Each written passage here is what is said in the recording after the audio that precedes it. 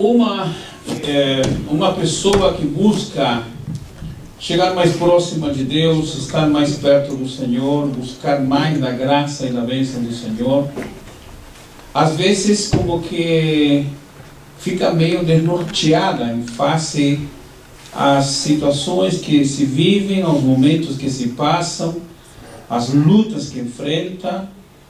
E se isso não bastasse, há uma quantidade de pensamentos que passam pela mente. Pensamentos estes que às vezes nos trazem um certo consolo, mas há pensamentos que nos colocam em situações de novos pensamentos, de buscar novas ideias, de buscar novas confirmações. Por que isso? Porque a vida espiritual, o mundo espiritual é totalmente diferente ao mundo material, ao mundo racional. No mundo material as coisas funcionam dentro de uma matemática, dentro de uma ordem supostamente correta, supostamente coerente. Agora, quando se sai do mundo material e entra no mundo racional, a coisa muda bastante, porque a lógica às vezes passa a ter uma situação ilógica. E a lógica muitas vezes tem certos logismos, que esses logismos levam a outros pensamentos, a outras ideias, porque com a mente, com o pensamento, você pode fazer muitas coisas. Com o pensamento a pessoa pode viajar, estruturar, movimentar, fazer, construir. Quantos castelos são construídos durante a nossa vida? Muitos. As crianças, quantos sonhos têm? Os adolescentes, quantos sonhos têm? Quando a pessoa solteira sonha em relação ao seu casamento, e o seu casamento sempre é o perfeito, sempre é o melhor, sempre é o mais bonito, sempre é o único casamento, o verdadeiro casamento. Quantos sonhos são feitos na vida? Quantas ilusões? Não digo que isso seja errado. Isso faz parte da vida. Mas quando nós entendemos que o sonho é uma coisa, que o pensamento é outra, que ideia ou fantasia é outra coisa, bem diferente da realidade, bem às vezes contrário àquilo que realmente tem que ser, aquilo que realmente é. Quantas vezes nós idealizamos coisas tão grandes, e quando essas coisas grandes não chegam, quando essas coisas grandes não aparecem, é aí que muitas vezes vem sentimentos de fracasso, de frustração, de desânimo, às vezes até esse sentimento de derrota. Porque a mente está sempre trabalhando, e graças a Deus por isso. Mas será que nós temos que deixar sempre a mente trabalhar e nunca colocar um limite à mente, aos pensamentos? Será que por ser pensamentos ele tem que ser livres, e tem que ser doidos, e tem que ser meio descabelhados, meio desnorteados, meio malucos? Não. A Bíblia também nos ensina. Paulo, quando escreve sobre o pensamento, diz: pensar em tudo que é bom, pensar em tudo que é honesto, tudo que é puro, tudo que é santo, tudo que é agradável. Paulo diz: se tem alguma coisa boa nisso, pensai. Porque pensar coisas boas é mais difícil do que pensar coisas más. Não sei se isso passa na sua mente ou não, mas o pensamento para as coisas negativas, para o fracasso, para a frustração, para o problema, para a derrota, para a complicação, é muito mais fácil, o pensamento vai muito mais rápido. E pensar coisas boas demora mais, porque não estamos acostumados a pensar muitas coisas boas. Não quero dizer que nós todos pensamos coisas ruins, mas pensar coisas boas se torna mais difícil do que pensar coisas que às vezes são sem sentido, sem significado. Aonde isso nos leva? Eu estou simplesmente mostrando a diferença entre o mundo material, o mundo racional, que vai ampliar a linha de pensamento, de raciocínio, de análise, de visão, do ponto de vista. Aí entrariam outros conceitos filosóficos, psicológicos, às vezes espirituais, cristãos, morais, sociais, e outros interesses, outras visões. Mas se o pensamento é livre, se a capacidade de raciocínio é ilimitada, porque graças a Deus a nossa mente, se começar a pensar, pensa, e vai pensando e não para. É como se você entrasse num carro melhor do que Fórmula 1, você aperta o acelerador e vai. Quanto mais aperta, mais corre. Quanto mais aperta, ele mais corre.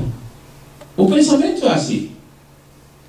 Mas tem que chegar um momento em que nós coloquemos o pé no freio do nosso pensamento e dizer, espera aí, o que eu estou pensando? Vamos fazer um alto nesse aspecto e vamos pular para o outro lado. O mundo espiritual. O mundo material é cheio de lógicas, cheio de coerências, cheio de coisas que vão se encaixar uma na outra. O mundo do pensamento é um mundo livre, um mundo aberto, onde entra a fantasia, onde entra tudo. Tudo aquilo que você puder pensar e quiser pensar, pode. Agora, quando chega no mundo espiritual, aí você encontra que há dois caminhos.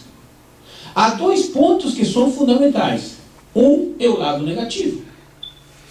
E o outro é o lado positivo. A Bíblia diz que há caminhos para o homem que parecem perfeitos, mas o seu fim é caminho de morte. Você imagina que uma pessoa que durante toda a sua vida acha que está no caminho certo e no final do seu caminho se encontra com um abismo? Deve ser uma coisa terrível isso. Pensar a vida toda que está fazendo a coisa certa, quando na realidade está indo em direção à morte. A Bíblia também diz que o caminho do sábio é para cima e o caminho do tolo é para baixo.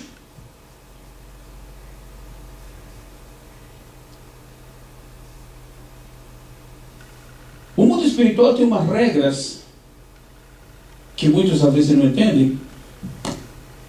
Eu acho que quem entende mais o mundo espiritual é aquele que veio do Espiritismo. Porque o que veio do Espiritismo sabe que há demônios e que os demônios têm suas funções. Você sabe que cada espírito no mundo da magia negra, do candomblé, da Umbanda, da Quimbanda, cada espírito tem uma cor diferente, cada espírito tem sua cor, cada entidade tem sua cor, tem seu cheiro, cada entidade tem seu cântico, cada entidade tem sua forma de se apresentar, e nunca se apresenta uma entidade com a identificação da outra, nunca. E uma pessoa que vai fazer uma oferenda a uma determinada entidade não pode levar os elementos que são usados para outra entidade, porque dá problema. Sabia disso? O mundo do Espiritismo tem umas regras que são praticamente é um tipo de hierarquia. Número, cor, identidade, perfume, sistema de adoração, sistema de cântico, maneira de se apresentar, o tipo de trabalho que ela faz. Quando a gente trabalha na área da libertação, vê que há demônios que funcionam do lado de fora da casa e não dentro da casa. Há demônios que só trabalham dentro da casa e não fora da casa. Há demônios que se posicionam na pessoa, entram na pessoa. E há outros demônios que andam acompanhando a pessoa para onde ela vai. Não entra, está do lado. Como a pombagira. A pombagira, em alguns momentos, toma posse da pessoa, mas a pombagira sempre acompanha a pessoa. Para onde a pessoa vai, a pombagira vai. Porque são demônios que acompanham. Quando a pessoa entende que o mundo espiritual tem suas regras, que há demônios que atuam em determinadas áreas e com determinada autoridade, e quando nós entendemos que aquele a quem nós servimos está acima de toda e qualquer autoridade demoníaca que possa existir. Amém? O Deus a quem nós servimos está acima de todo e qualquer tipo de demônio. Aí vem a pergunta: por que os demônios atrapalham tanto a vida do cristão? Por que os demônios complicam tanto o caminhar cristão? Se o que está conosco é mais poderoso daquele que vem contra nós, por que então os demônios criam situação de conflito?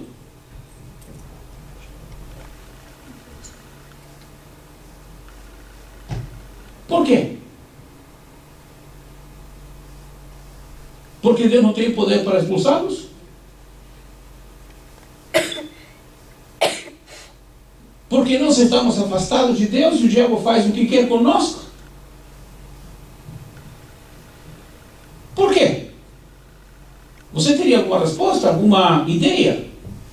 Ou alguma pergunta? Porque as obras contrárias muitas vezes atrapalham tanto a obra de Deus, o trabalho de Deus, que cria uma situação de conflito muito grande. É verdade que a pessoa que trabalha na área da libertação diz que não há demônio que resista ao nome de Jesus. É verdade, está na Bíblia. A Bíblia diz que ao nome de Jesus o diabo treme. Por que então o ataque maligno à obra espiritual se torna tão, não diria poderosa, mas tão opressiva, tão complicada em relação à vida cristã? Aqui entra um ponto que é fundamental, que todos nós devemos entender. O mundo espiritual tem suas regras.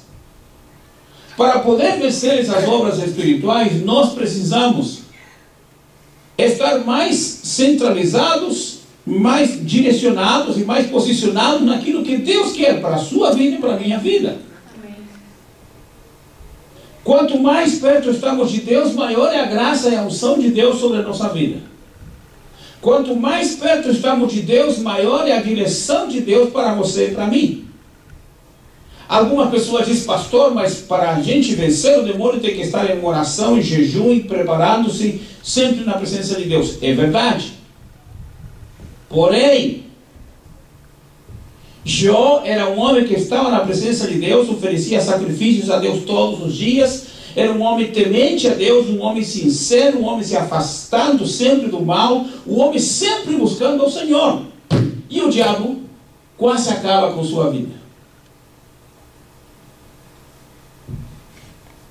Sabe por quê? Porque há certas coisas que Deus permite. Graças a Deus por isso.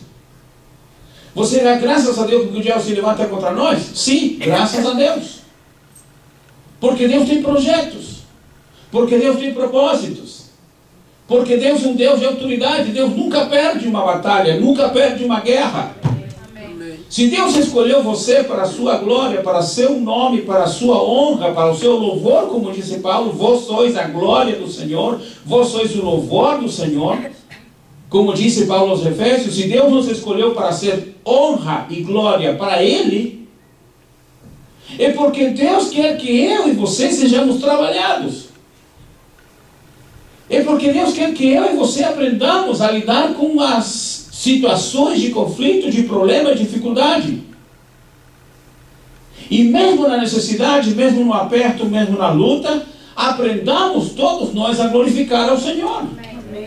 E acreditar que mesmo na situação difícil, Deus ainda está no controle.